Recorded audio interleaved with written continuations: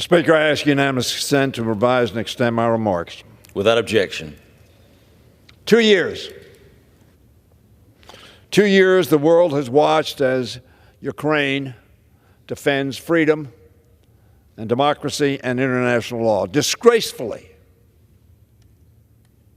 this House has failed to pass additional supplemental aid to that effort for 427 days, more than half the length of this war.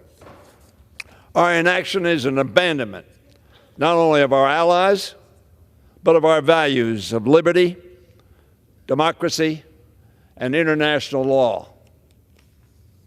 We're the leaders of the free world, not by choice, but by necessity. We ought to be ashamed. We ought to be disgusted. Indeed, most of us are. As our Congress sleeps, the enemies of freedom rain hell down upon the defenders of democracy.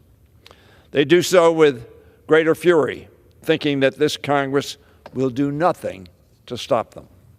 Recently, we watched Russian forces take back the city of Andakiva. Putin's regime killed Russian opposition leader Navalny, silencing a heroic, principled voice against Putin and his criminal invasion of Ukraine. Yet Speaker Johnson brings no bill to this floor. Ukrainian soldiers now face a 10-to-1 disadvantage in artillery. They report watching Russian forces approach and having to decide in the moment how many grenades they can afford to launch, how many shells can they afford to fire, and how many bullets can they afford to shoot. That calculation ought to be self-evident, as many as it takes. But it is not. The world is watching what is happening in the trenches of eastern Ukraine. But the people of Ukraine are watching what is happening on the floor of the United States House of Representatives. How can we rationalize that? That we stand silent without action. The first question Ukrainian troops ask journalists who visit the front line is, what's happening in Washington? What's happening in the House? What's happening when a speaker does not bring to the floor a bill to respond to the threats to us, to democracy, to freedom? Ukrainians know that only America that can provide them with the aid on the scale and timeline necessary to achieve a victory.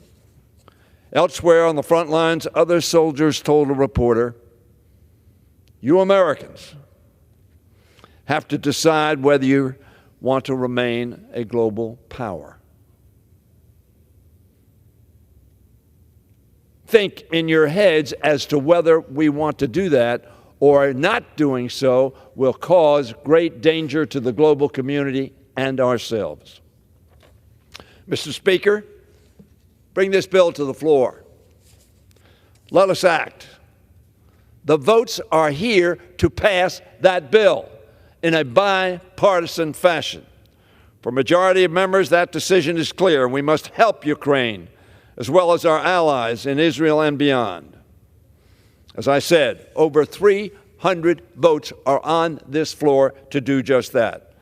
A bill to defend democracy, a bill to strike fear into the hearts of Putin and the axis of evil, a bill to restore America's reputation.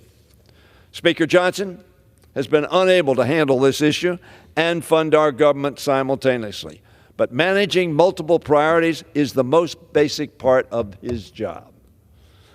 It's disgraceful that the speakers from 23 parliaments, our allies, our friends, have written to us and said, America, America, America, respond as you have in the past to defend democracy, defend freedom, and defend the fighters for freedom. It's disgraceful that they had to write us. But perhaps the Speaker needs that reminder. Leaders ought to lead. Speakers ought to speak up. And the United States Congress ought to stand united in its defense of freedom. Mr. Speaker, history is watching at this pivotal moment. America ought not to be absent without leave. This is not a partisan issue. This is an issue for the leader of the free world, America. Let's act. Mr. Speaker, bring the bill to the floor. The chair recognizes